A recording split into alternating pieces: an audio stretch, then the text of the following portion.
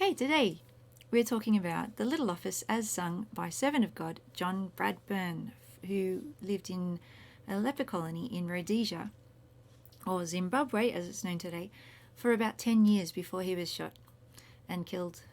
And so would you like to know how he sounded when he sang the Little Office? Well, I sure did. So let's back up, have a little bit of a background. So, servant of God John Bradburne was the son of an Anglican clergyman.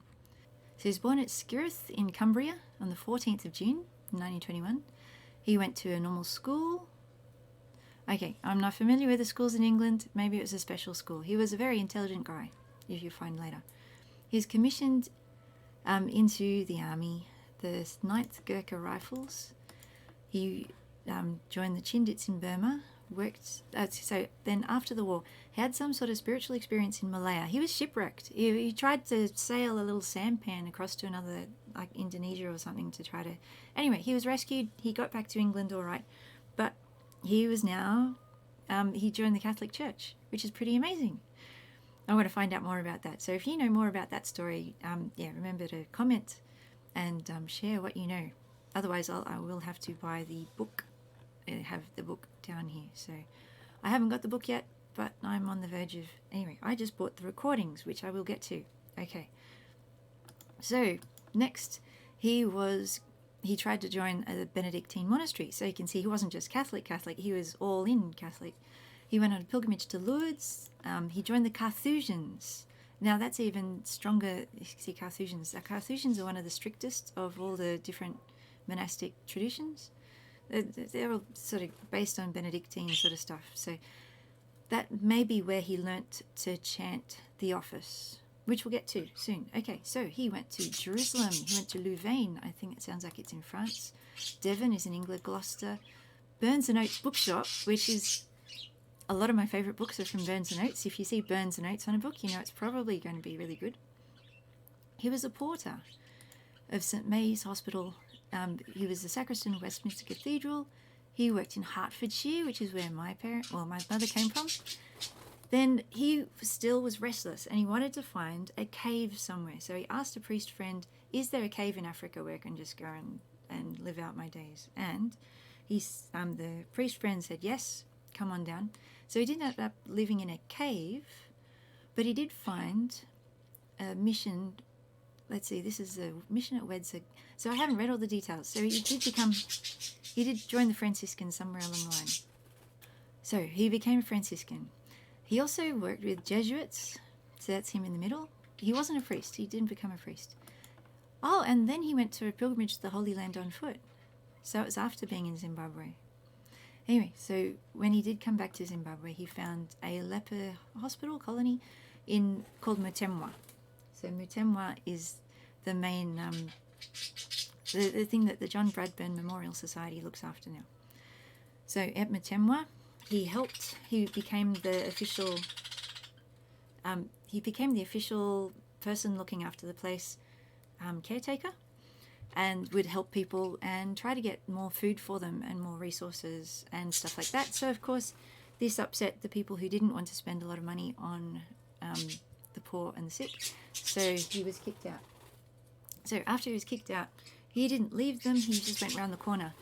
There was a farmer who gave him a tin hut to live in. So he was there in a tin hut. So he kept looking after the patients, sometimes having to come and visit them by night because he wasn't supposed to be there. And then was kidnapped and shot, and then there were various miraculous sort of things surrounding his death and burial. And but the thing that really stood out was that he had a tape recorder, so he would record a whole lot of things. So this webpage is the John Bradburne Memorial Society webpage, johnbradburne.com, and there is another one, John Bradburne poems.com, which has the audio files, and this is where the treasures that I'm interested where they show up. Okay, so the relevant things for learning about the Little Office is this one, Chants of Several Psalms. This one is definitely from the Little Office. This is a part of Vespers, going from halfway through the first verse of the first psalm of Vespers right through to after the little chapter.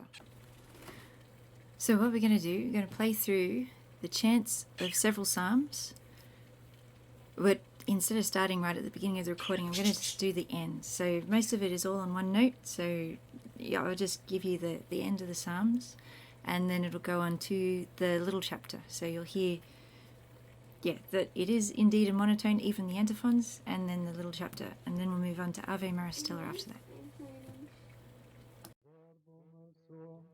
Et lique faciet ea, lavit spiritus eus et fluent aquae, qui annunciat verbum suum iacor, justitia judicia sua Israel, non fecit terram nationi, et judicia sua non manifestavit ei, gloria Patri et Filio, et Spiritui Sancto, sicut erat in principio et nunc et semper, et in saecula saeculorum. Amen.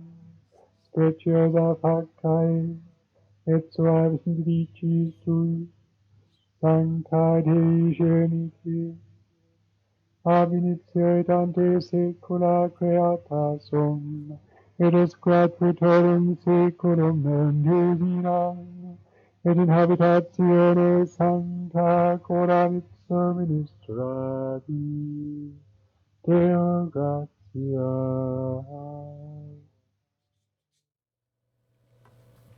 So that's as far as the recording goes.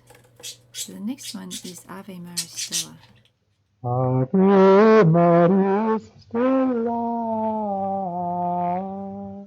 Dei Mater Alma, atque semper Virgo, Ericei portas, sumen volundare, Gabriele sole, condanens in pace, mutam sede nomen, salve vinclari, proper lumen Of how he sang the little office. So all the psalms were on a monotone. Even the antiphons he sang on a monotone. The little chapter he sang it like he would have picked up from the Benedictine monasteries or the Carthusians. The different modifications to indicate the punctuation. So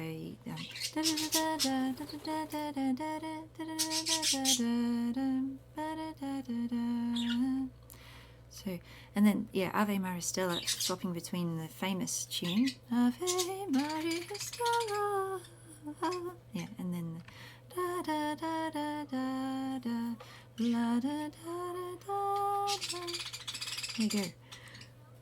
So that's pretty much all the interesting bits. The other bits, the Magnificat that's on the website, is that my poems? Okay, so under singing, it's really just the singing ones that have the singing, apart from the chants of several psalms. So there are other, like Terce the et Terce, that's not him singing terce, that's just a poem about terce, and about 9 o'clock in the morning. And there was one prime, they're prime, that's another poem.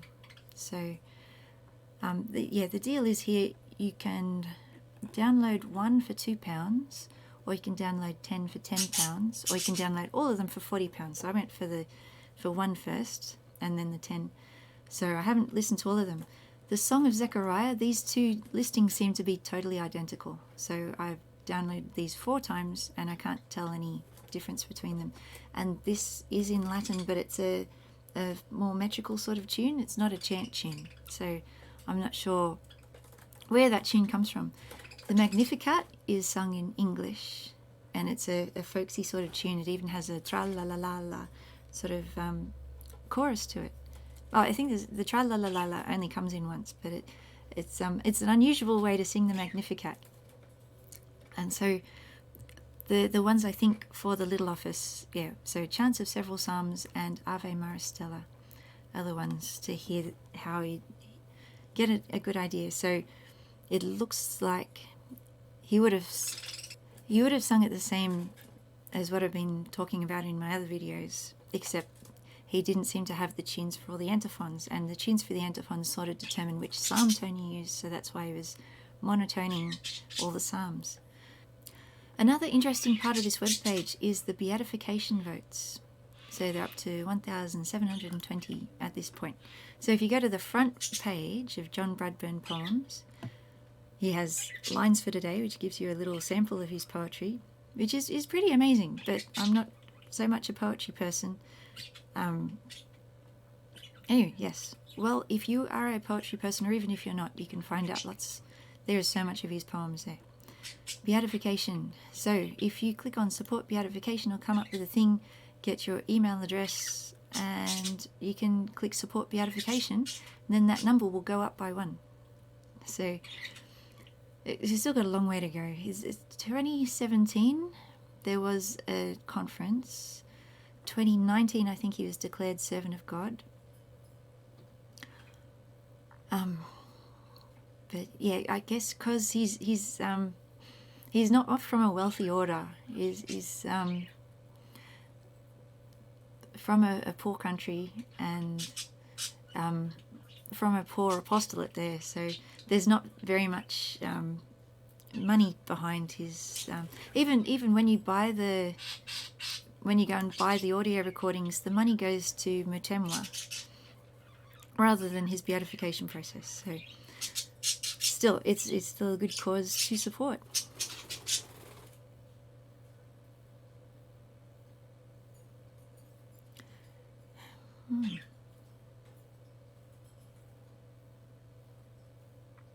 So it should be interesting to edit these recordings because the veg is in the background. Okay.